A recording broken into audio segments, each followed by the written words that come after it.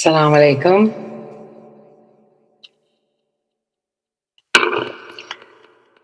Assalamu alaikum wa barakatuhu. Bismillah ar-Rahman ar-Rahim. Welcome everybody to this special broadcast of Shaykh Fadhlalla commenting on Ayaat of the Quran al-Kareem. On the one hand, COVID-19 times has spiked the intensity of our self-questioning and bewilderment at all the unknowns and uncertainties. Most of the assumptions on which our lives are based, the things we take for granted, like freedom of movement, the ability to earn a living, direct social engagement, worship in physical congregation, all of these have been disrupted. On the other hand, Ramadan offers us, as always, an opportunity for refreshing our mindset and deepening and elevating our awareness. So it's with great pleasure that we welcome Shaykh Fadhlalla to share with us his insights into the Quran al-Kareem so that we can have more to contemplate during this month. This is the first of a few broadcasts, inshallah, where Shaykh Fadhlalla will talk about issues that affect us. For example, the role and use and purpose of religion, the role of suffering in our lives. What are we to make of it? Is suffering to be understood as punishment? Where is God's mercy in all of this? Some of these broadcasts will be done in conversation with other people, such as Ali Alawi, author of The Crisis of Islamic Civilizations, and also Sheikh Saadi, Neil Douglas Klotz. And more information will be made available about those later. Here we have Shaykh Fadhlalla. Welcome, Shaykh Fadhlalla. Thank you. We'd like to hand over to you for you to share your insights into the Quran al-Kareem. Bismillah.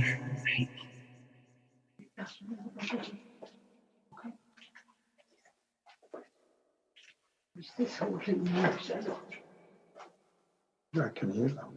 Wait to see how quick you go.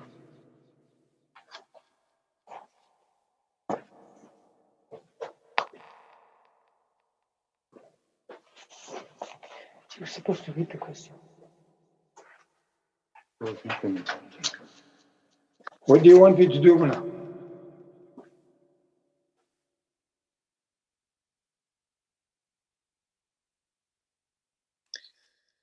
Oh, Bismillah. Sorry, Shaykh Fadhlalla, I had already done my introductions. Can you hear me? I can hear you, but what do you like? What shall I do?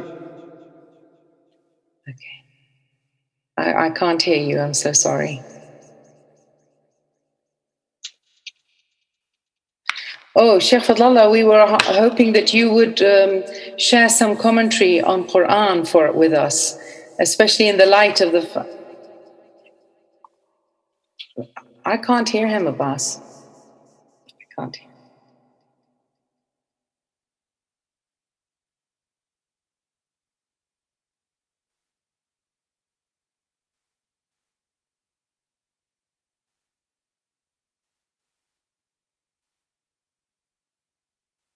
Can you hear us or no? I can hear something now.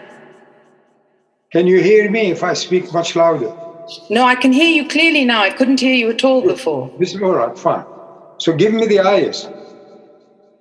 Okay, Bismillah.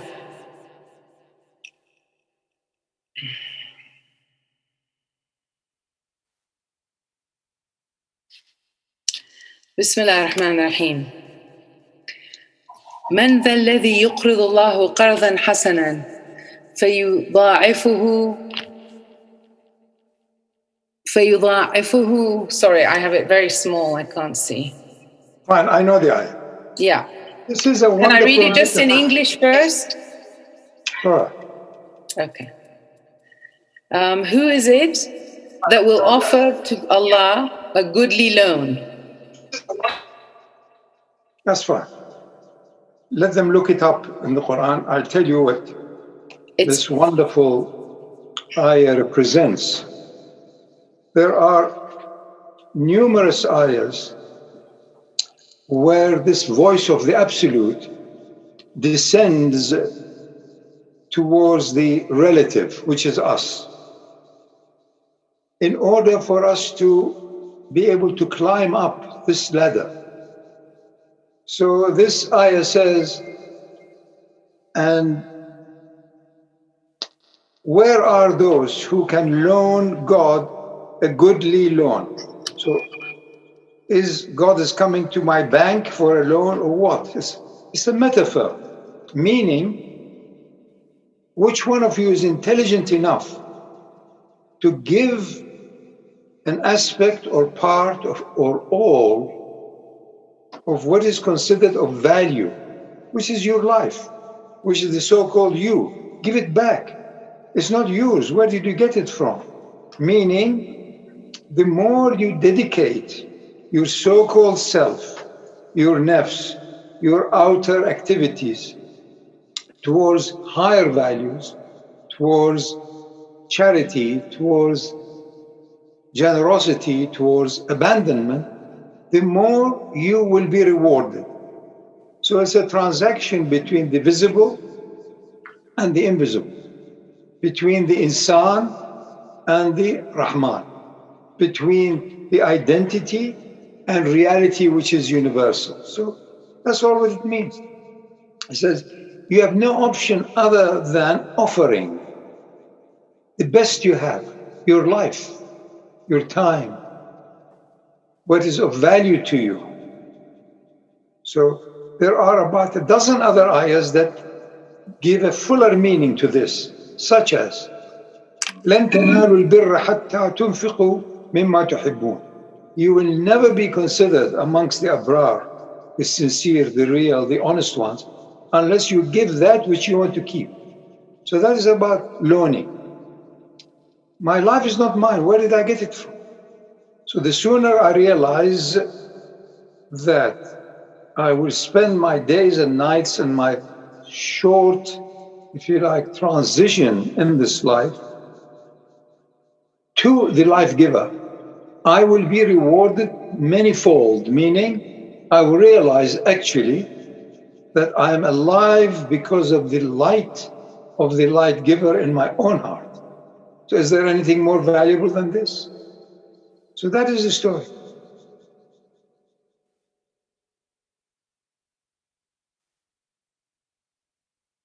Thank you, Shaykh Fadhlalla. The next one is the first ayah of Surah An-Nisa. So it's 4:1. يا أيها الناس اتقوا ربكم الذي خلقكم من نفس واحدة وخلق منها زوجها وبث منهما رجالا كثيرا ونساء واتقوا الله الذي. And in English it is, O mankind, be conscious of your sustainer who has created you out of one living entity, and out of it its pairs, its mate. And out of the two spread abroad a multitude of men. The foundation is based on cosmic unity, which permeates and appears to be diluted until it comes to this plethora of diversities, dualities, pluralities, multiplicities, and so on.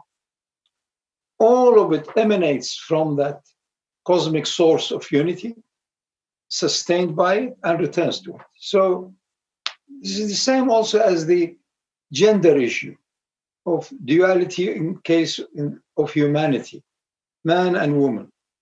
We're all emanating from the same ruh. The arwah are all essentially the same.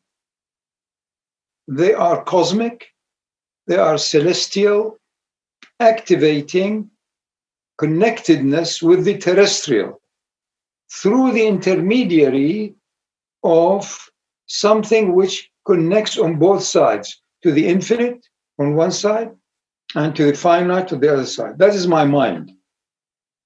My mind is alive because of energies that are cosmic. But on the other side, it discerns the good and the bad, and the hot and the cold, and the night and the day, and the man and the woman.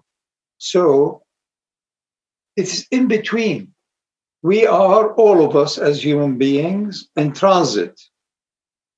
We are undergoing a transition from the infinite cosmic oneness by its grace via lower levels of discrimination, of dualities, of appropriateness or non-appropriateness, tuned, not tuned, honest, dishonest, back again to that. So we are here in transit. And as such, we have to be continuously aware of our intention, our action, and all of the other things that are in between, appropriate skills, appropriate time, appropriate place, and so on and so on.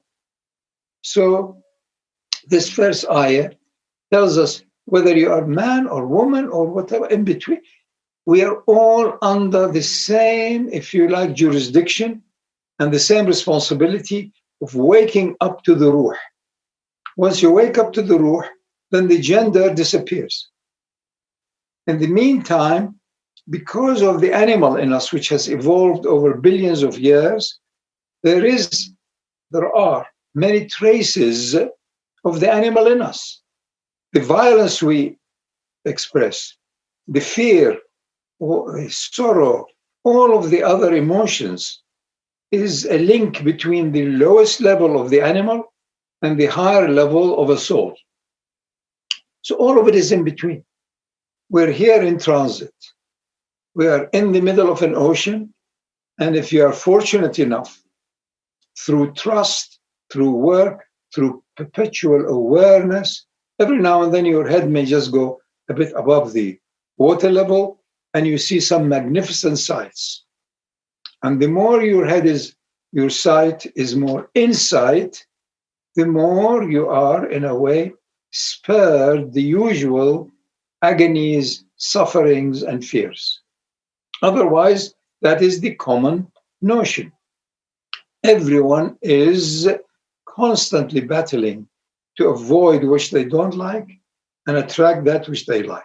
And by the time they get it, it changes. You've got the house, you've got the money, you've got the car, you've got even your private plane. Now you can't fly because of the tiniest invisible entities that afflicted the whole world.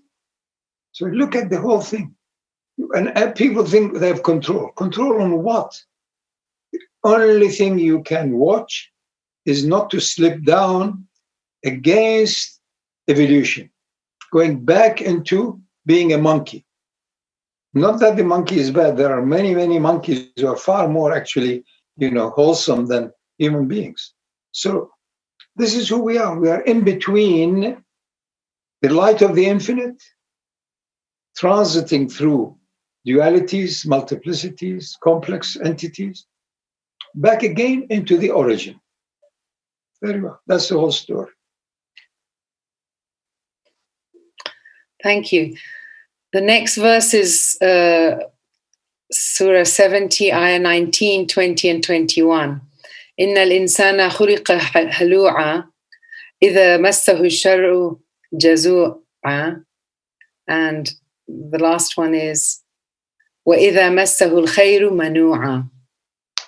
It's because of the illusion of separateness from truth, from reality, from the absolute, or from God, or from Allah.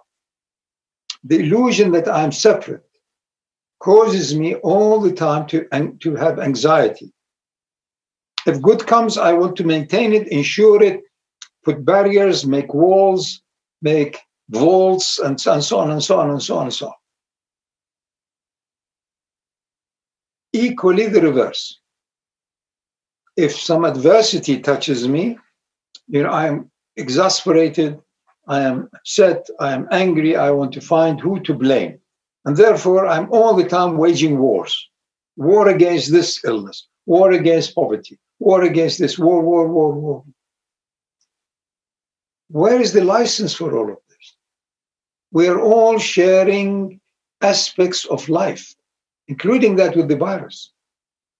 Life began with it. We are latecomers. The bacteria, which are here a few hundred millions of years ago, were the beginning of where life began, which is the beginning of awareness of awareness. And that is, if you like, the rise of Adam. Some amazing miracle in evolution took place, which is that awareness of my present, awareness of being present, and so on and so on. So we are sharing aspects of this miracle of life with zillions of other creatures. We don't have exclusivity, including with the plants. We have to ask permission. They too are alive, and they want to continue being alive. That is their worship, to continue being alive and fill the illusion of so-called space. That's why they produce so many seeds and so many offspring. Fill up the illusion of space. Finish it. Also time. No time. Fill up the time. As soon as any individual human being have a bit of space and time, they fill it up with junk because they are alive. So subconsciously you will fill it up with stuff that you don't need, you're not going to be of any use, and on and on and on. This is who we are. We are, in this sense, constantly being challenged in this life as to what is that matters most. What is it essential? What is most essential is for me to be present in the moment. If I am present in the moment, that moment is infinite. It had no beginning and no end. Like, if you like, the Rahmah, like the divine light. It is perpetual, constant, and eternal. And if I ride on that, then that's it. I've done what is my duty, which is to save myself, from the illusion of being separate, different. And this is where the issue of nafs and ruh comes. Essentially, I am a ruh, but cannot be understood except through its shadow. Like the sun, you cannot really fully understand its power, its presence, its arc, unless I look a bit of a shadow. So the same thing with the ruh, the spirit, the soul, and its shadow, which is the so-called me, identified with me, which is only there so that I am at full attention to my soul and spirit, because I don't want to die. We fear death. We don't know its nature. All what I know is I got used to this body, the mind, my history, and my biography. You want to maintain it. Meaning, I am in adoration, even I don't know what adoration or worship is. I'm adoring perpetuity, continuity, eternity, which are the attributes of my soul and of the divine. That's the story. Thank you, Shaykh Fadhlalla. The next two ayats follow on from each other and are to do with prophethood, the role of prophethood in relationship to what you've now been speaking. So the verses are from Surah 33, ayahs 45 and 46. يا أيها النبي إنا أرسلناك شاهدا ومبشرا ونذيرا وداعيا إلى الله بإذنه وسراجا منيرا. If you have faith or trust or any belief, then this is the ayah that gives you the basic parameters of the path of the prophetic way and the path of Islam. The first thing an intelligent person do as they get mature and older, they want to see things for what they are. They tell me the truth. Did it fall or didn't fall? Is it green or is it red? Don't tell me. I want to know. So witness, to see things for what they really are, how temporary, how permanent, how so-called closer to the real and the real, but further and further away they are transitory. So, shahid. This word has got about 20 other branches to that tree. And the same words exactly also mean honey, shahd. So, the first thing a mature, evolving, developing person wants to know is to witness things that are, do you really love me? Would you love me always? Would you love me even if I am, doing dreadful things? Would you love me unconditionally? And on and on. Or would you still respect me? What? So witness. And to witness, you need to have all your faculties. You can't be too biased. You can't be emotionally disturbed. If you are in the middle of a fight, you cannot witness the fight. It must be somebody who has no stake in it.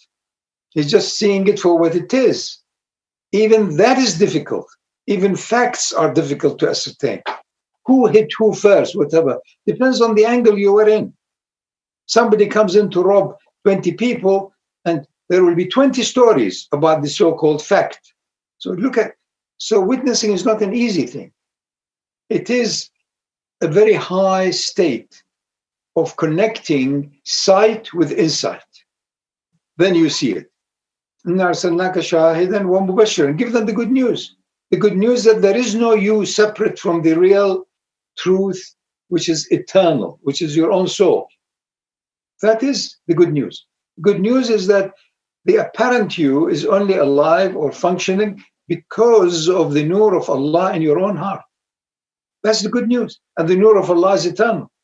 So what is the fear? Death is the most natural gateway to the greatest openings, without all the fears and anxieties and sorrows and regrets and guilts that human beings have.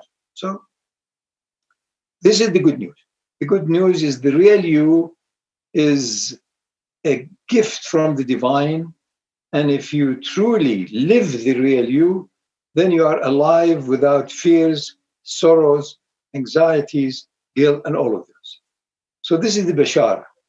Also, Bashar is the outer aspect of the skin. So it tells you itself. There's only the reality, there's only the truth, there's only Allah. Then, and if you don't follow that path of being at one with the one in your own heart, nadhiran, you will suffer. So you are warned. You are given the good news, and it is balanced by the warning. Nadhiran, that you will only suffer more and more until you are really ready for perpetual suffering of the fire after death. And then, وَدَاعِيًا إِلَى اللَّهِ بِإِذْنِهِ, call people, there is only that one. It's an amazing miracle that this life is like this, and we don't know where else it is or how else does it manifest other than the form or the means we are accustomed to it here. So call people, there's only Allah. We're here only in order to prove that separation, individuality are only outer shadows of the light of eternity. That's all. We're here to prove haqq. And then, وَسِرَاجًا مُنِيرًا, and if nobody is there, you are an illumined lamp. You are no longer hankering after, other people or being famous. You don't. So therefore, in the terms of true spirituality, the person who is most accomplished in that sense is the being who is least concerned about earthly, worldly recognition. If you are experiencing the absolute bliss of the cosmic oneness, you're no longer interested in the outer worldly acknowledgement. Doesn't mean you don't realize it. Doesn't mean you don't know. No, you have more followings, or it's a good time to teach people, or it's a time to be silenced. You understand these things, but it doesn't affect you. It doesn't mean also you do not empathize with people. A mother has lost her only child and is desperately for food. You empathize, but it does not overwhelm you. You're not going to crush under that sad event. So this is the ayah. If you pretend or wish and hope to be on the prophetic path, these are the different steps you need to take together. They're not separate. First, you witness. I'm not in a good shape, not good in a good state, or I feel not. Admit that, make allowance for it, and then Give the good news that even your pain is good for you, so as you put an end to it. This is the bishara. And the nadhir, and also if you get more and more hooked into being abusive, then all of your actions become abusive. This is nadhir.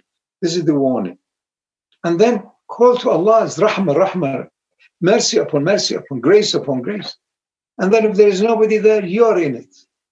It is the ultimate, and it is the main reality. That's all. Bismillah. The next ayah connects to the idea of wahi, and that whoever follows it, the benefit is for themselves. It's from Surah 39, ayah 41. إِنَّا أَنزَلْنَا عَلَيْكَ الْكِتَابَ لِلنَّاسِ بِالْحَقِّ فَمَنِ اهْتَدَى فَلِنَفْسِهِ وَمَنْ ضَلَّ فَإِنَّمَا يَضِلُّ عَلَيْهَا وَمَا أَنْتَ عَلَيْهِمْ بِوَكِيلٍ.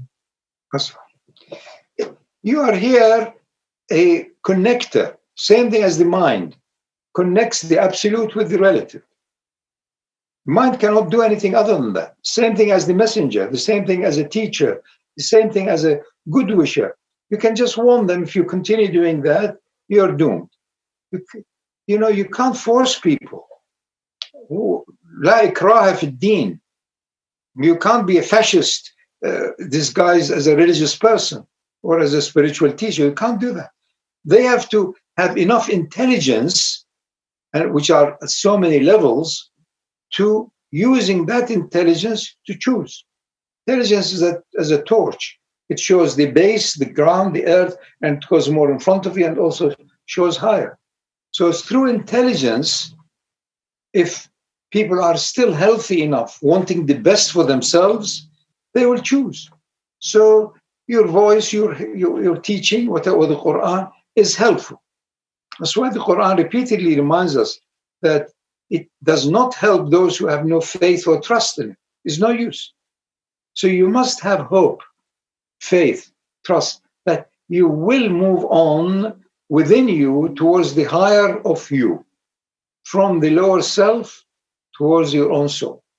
That's it.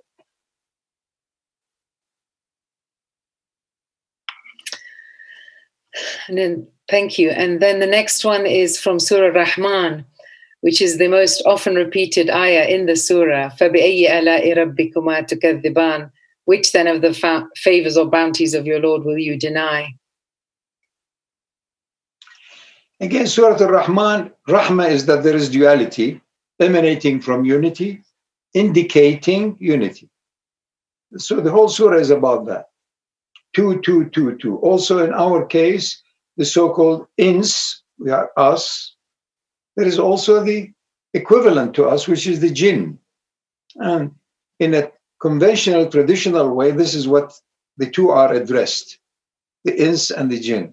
How can we deny it, that we are on a path? How can we deny that we have desires? How can we deny we want to move and change and reach a point where we're truly content? True contentment belongs to the ruh. The ruh is ever content. So I want to be at one with my ruh. And the proof of it is that I will struggle all the time not to succumb to my egotistic tendencies of fear, anger, whatever, all of that. How can we deny all the signs? Wherever you turn, there is a sign. Even if you don't turn, there is a sign in you. There are signs within. So we are caught in the web of Rahman. That's how it is. Rahman. So there is Rahman and there is Rahim. Rahman is universal. Rahman is for the virus. The virus is alive because of the Rahman. But when it comes to my fear of the virus, then I besiege the Rahim, because there is a me now. I have identified myself. There is a me. There is a pain. I don't like the pain. So there is already an identification of separation. I can't deny it. But the more I practice, the realization of this separation is only a fuel to get back to the cosmic oneness from which I've emerged, to which I return. Then it becomes easier. I say, yes, no, the time had come for me to leave my body, and I have died. Hallelujah. That's it. Thank you very much, Shaykh Fadhlalla. We would like to have you answer some questions, if you wouldn't mind.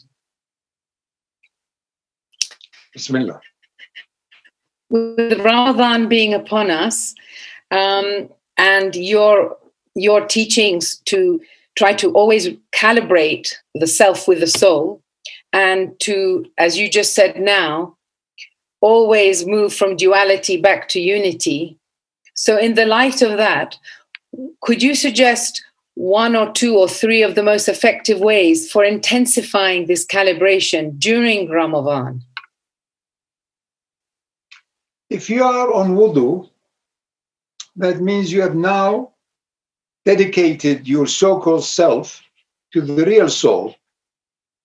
Then you want to maintain that attitude.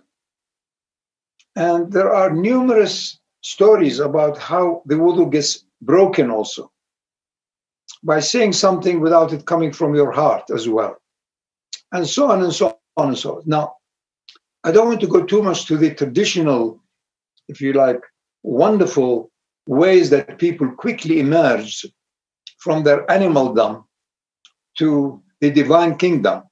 Now, in our time, you can use all kinds of techniques during this month and all other times to remind yourself. One easy way is when you start anything new, whether it's cooking, whether it's serving, truly start with Bismillah. For other people's sake, to be neutral, to be calm, to be less fearful of loss of provision or lack of provision. People, as you know, the first few days of Ramadan become quite nervous because of the habits.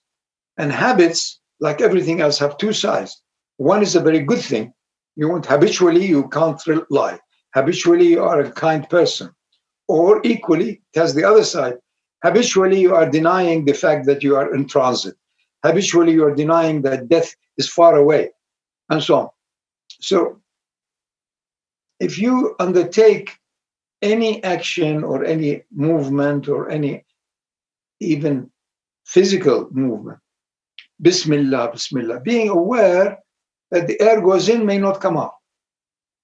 Being aware that any minute you may die. Are you content? Are you truly cheerful with leaving your body? I think this is as good a practice as any. So you become more and more beyond even these words of calibration or unison, or you are a ruh. It's just that we have become habitually concerned about you only live once, you only live once. You become a mantra, and therefore you cannot move without falling into a mole, really, and being mollified. That's how it is now. It's all about matter, material, more. But it's because it's a perverted echo of what your ruh has. It's not more, it's infinite. It is Allahu Akbar, not Allahu Kabir. So we've fallen into Allah Kabir, so I want to be Kabir. I want to have more clothes, more shoes, more houses, more holidays, more money. We've lost trust. So we become accumulative, and now suddenly you find if this virus or other forms of it come, which I think things will not come back to so-called normal. It was a dreadful normal. If it lasts for another 10 years, what are you going to do? Where are you going to wear all the clothes you have accumulated? Or all the restaurants that you have made a mental note that one day I will visit? Top restaurants, you had to wait for 6, 7, 8 months in order to get a seat. Now they beg you. Where are they? Where is the chef? Can you imagine if you have aspired all your life to be the chef in one of these restaurants, 2-star, not 3-star Michelin, and now where are you? Who are you? Where is the place? Put things in perspective. But no, business as usual. Human beings have always been given these shocks for us to take real stock as to who are we, where are we, what, and so you enjoy this life. وَلِمَنْ خَافَ مَقَامَ رَبِّهِ جَنَّتَانِ. You are already feeling you are in the garden. Appears to be temporary. Until you leave your body, then you move into the permanent. So we are not living as befits the offsprings of Adam. That's the truth of it. That's why we are behaving in many cases worse than the most aggressive, dreadful animals. That's how it is. But, be grateful because it could get worse. Thank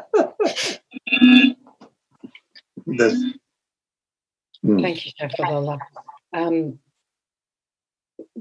Actually, you almost, as usual, answered quite a few of the other questions that I had because they were related to it, which was how to shed fear in this time of global confusion. But you've given us some indications here about how to do that. And you've also referred to the accumulativeness of our species and all our material pursuits. But perhaps some of that is to do with the growing feeling of nihilism. And even when we do try to take on yoga or meditation, we're only feeling it may not be as effective because we're trying to fill the void of meaninglessness in our lives. So how can we make these practices that we turn to really effective? How can we connect to meaning? Meanings are bridges. There are millions of bridges that we experience. Some of them are literal, physical, whatever. Some of them are more and more subtler, meaning, away from form. So there are infinite bridges that connect the visible and the invisible and the temporary with the permanent. I just wanted to make a few comments about fear. Like everything else in life, it has a good side of it. To fear that I don't repeat the same stupidities and same mistakes, the same greed, the same suspicions, the same anger. So this is good fear. So I suffered from it. I don't want to repeat it. I don't like suffering. We are programmed not to suffer, not to have sorrow, not to have anyway. So then once I've done what I can, then fear becomes counterproductive. If you have done what you can, you're aware, you have asked, you have used your reason, rationality, taken, if you like, experts and so on, and then trust and give up. And if you leave your body, you leave your body. It's not a big deal. So face it. If you have done what you can, so you are ready any moment to leave your body. There's no fear more than that. So you do not overcome fear. You realize fear was useful for your existential balance, continuity as a human. That's all. But anything more than that becomes counterproductive. So fear that you are not at one with the one is the ultimate. When you are constantly in that zone, touching that zone of, if you like, supreme consciousness, then you're not concerned about your limited consciousness, which is you're thinking that you are alive and you are this identity and you are this person and you have washed your face or not. These are boring, limited, conditioned consciousness, which you have to perform. But they're all tiny little, if you like, manifestations of supreme consciousness. This is the idea of relating them, putting things in perspective. Otherwise, a small little emotional hiccup becomes a big, drama.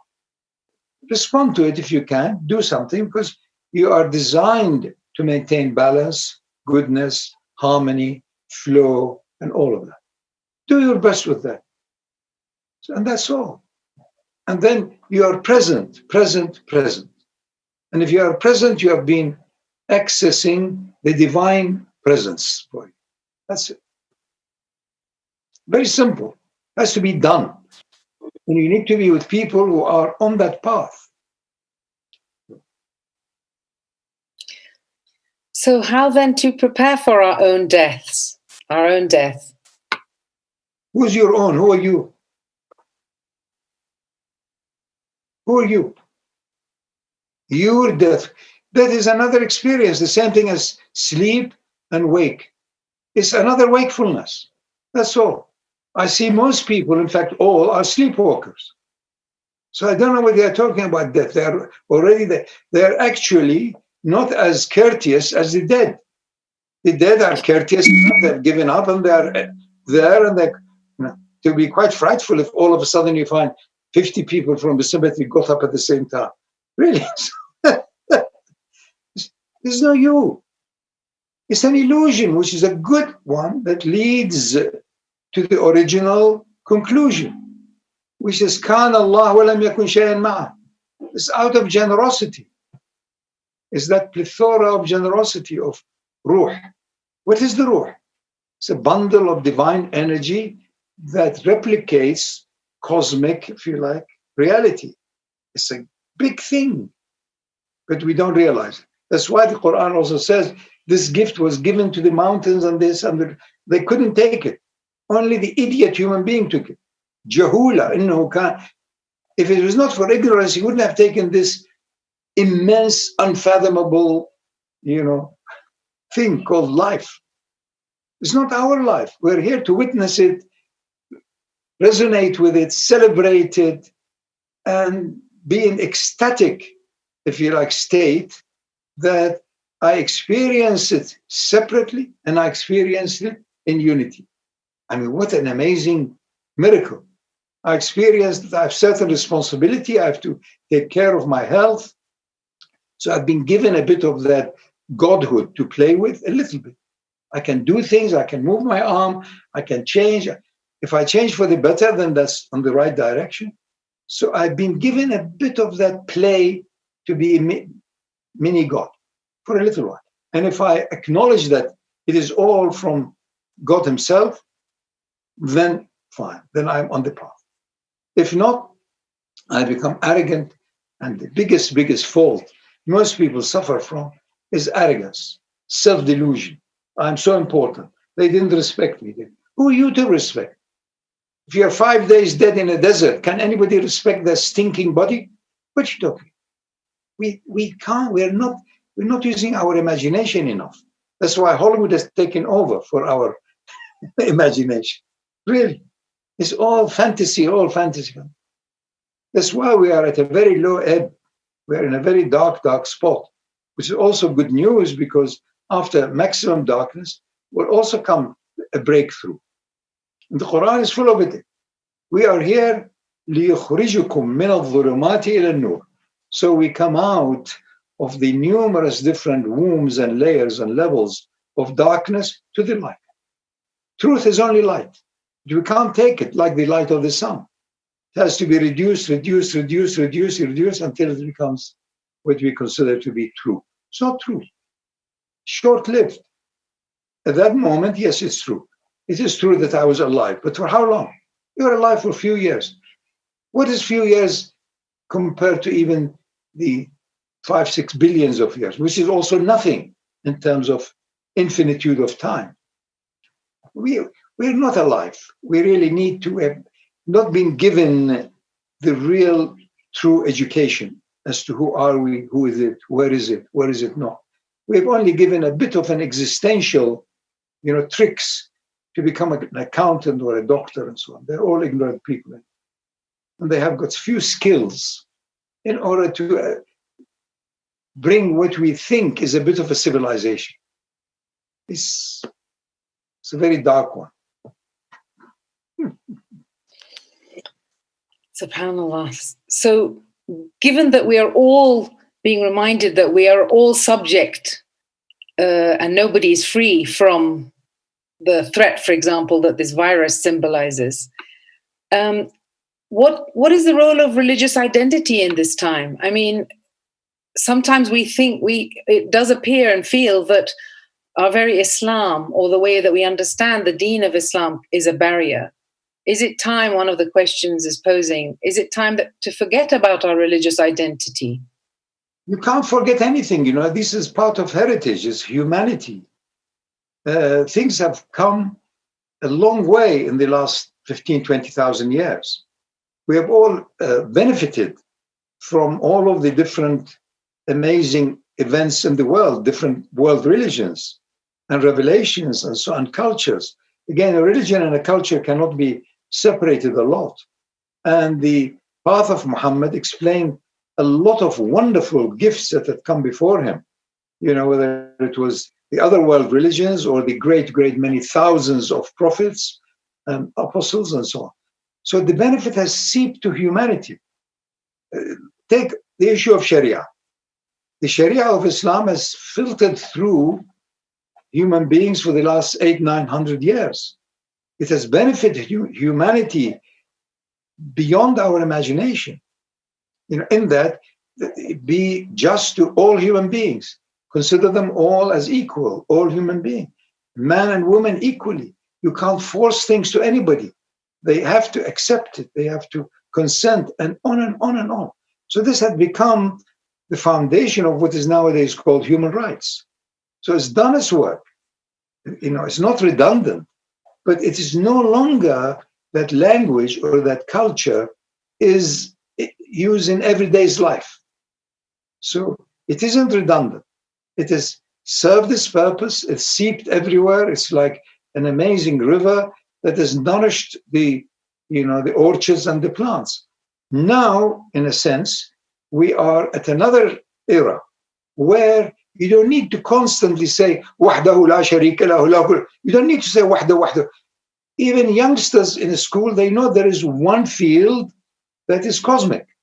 They call it also the singularity, from which there was nothing else other than it. So and our deen says, كان الله ولم يكن شيئا معه. And also it says, and he is exactly as it is then. So it has moved into another zone. The young people will not benefit from the conventional 500-year-old, if you like, mosque-related type of madrasa or teaching.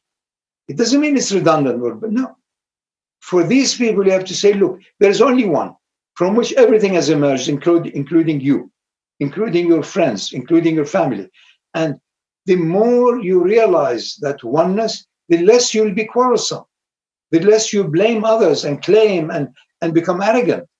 And that one has also given you all the means to be at all times gentle, sincere, and modest. You're hanging on air. Who are you? You suddenly become a tyrant and a pharaoh. In 3 minutes, you become brain dead if there is no air, if you're not breathing. So the young people need to be taught to be reliant on haqq, on one, to lose themselves and be the soul. Easier for them. But for the people in the middle age or older, it's not easy. Say, me, I am this, or you can see how many good things I do. I have got 9 charities and I've got 10 books and I do Quran. It's fine also, but the young people nowadays need a direct injection of Tawheed. Are you muwahhid? Are you ready to give up the illusion that you are managing anything? The giving up of the management of affairs, as Ibn Allah says. You are being given a license to do a bit of these things for a little while. And that license can be withdrawn any minute by air, by a virus, but you don't know what. So the ways that were helpful and useful 200 years ago, 100 years ago, are no longer. That's why also, now that, if you look 100 years ago, what were the great mosques? Where were they? Mainly of mud, and maybe few nice ones, also decorated one in Mali and elsewhere, and a bit in Mecca and a bit of somewhere else. And then the last 50 years, we have built this enormous mosque, enormous costs, thousands and millions of tons of marbles. And now nobody can visit now. I mean, doesn't that give us some indication? Because you are not visiting your own light of Kaaba in your own heart. You've not been doing your tawaf and dying in that tawaf in your own heart, so you're not allowed even to visit me. Look, Allah is telling us, nature is telling us in every way, but we are thick. We've become ritualistic without benefiting from the meaning of the rituals. But this is how also suffering returns us to the divine offering. But it takes intelligence. It takes higher intelligence, not just biological or human, no, or clever to doing the others. No, it takes spiritual intelligence, that which is beyond time and space, that which is forever, that whose light is also in me and in you and everyone. That's why we have to respect everyone. Be respected. All right? We have 2 more questions and then we'll close. The things are in 2 usually, yes. Well, then one of the questions is, what is your advice on the key to developing a living, transformative relationship with the Quran? I mean, you talked and referred to the madrasas, and we talk often about the Quran being wrapped and left on the top shelf. So what is the key? What is your guidance to develop a transformative relationship with the teachings of the Quran? Again, the Quran is a huge gift and it has many, many levels. One of which is very basic and it is fantastic, incredible, even if you hear the sound. And moves on and on and on and on until you almost hear the Quran read from your own heart. So you have to be honest to where you are. Take whatever is going to give you nourishment. It's like going into a huge banquet. There are all kinds of strange meals, strange things that you can't, digest. Take what is useful, usable, relevant to you at that time, and move on and on. It's a feast. Until such time, you're not worried about it. You know that voice or the light of that truth will pop at you whenever is needed, because Allah is in you, His nur is in you, and He knows what is needed in truth to elevate you to the real you whenever it is appropriate, not whenever you and I think. So you trust, you do your best and trust. They have no more anxiety. The fact that we are concerned and anxious and need to be tranquilized and so on is a proof that we are off the path. Do whatever is useful to you, take whatever is helpful for you from Quran and move on, and don't show off. Until such time, Allahu hadiri, Allahu nadiri, Allahu ma'i, Allahu khairan ha. Then you don't even say it. That's it. Honesty. You have to be honest until such time even that word doesn't arise. SubhanAllah, thank you. Well, you also sort of answered the very last question, which was to describe what is this middle path when everything we know keeps being turned on its head. What is the middle path that we must tread? You are the middle path. I am the middle path. We're between the infinite and the finite. We're between light of lights and dust that doesn't even exist. So we are the middle. Human being is the middle path between the infinite, which gives him life, which gives him aspiration and drive to wake up, and the identity as a human being with birth and death. We're in the middle. But the more you take your cue and your reference from the absolute, from the light, the more you find the animal side in you, the biographical side in you is all right. Otherwise, they'll all morph into some wild dogs and wolves and bite you. So you have to be careful. Each one of us is a carrier of a zoo. We have emerged from that after millions of years. So be careful. Feed the animal. That's why there is Sharia to speak. It's halal, it's haram, it's allowed. You can do that. But more than that, you have boundaries, because the light in your own heart is boundless. If you don't maintain boundaries, you will not access the boundless. The more you are limited in the outer, the more you experience the limitless in the inner.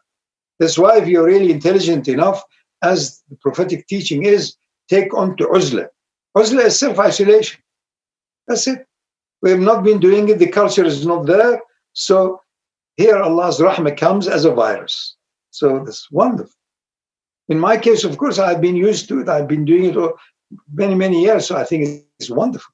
I'm happy that others are beginning to have a touch of it. Bismillah. You have to have a sense of humor about the lower self, about the animal self, about the monkey self in us. That's all. You need few friends so as you can laugh together at the ego, at this stupidity. How much time we wasted, how much years. And that Allah is all forgiving and Allah is ever present. And His nur in you is ever present because you are alive. That's it. Bismillah. Bismillah ar-Rahman ar-Rahim. Alhamdu lillahi Rabbil Alameen. Ar-Rahman ar-Rahim. Maliki yawmiddin.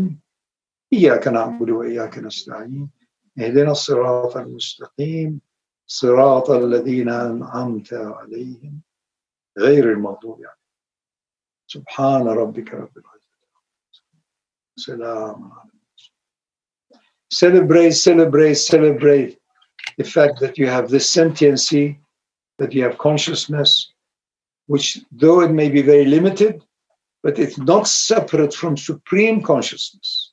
There is seamlessness, the connection between the infinite and the finite, the connection between the absolute and the relative, all emanating from the one, energized by the one, returning to the one.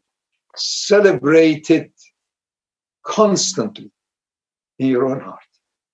Assalamu alaikum. Wa alaikum assalam. Thank you so much, Shaykh Fadhlalla.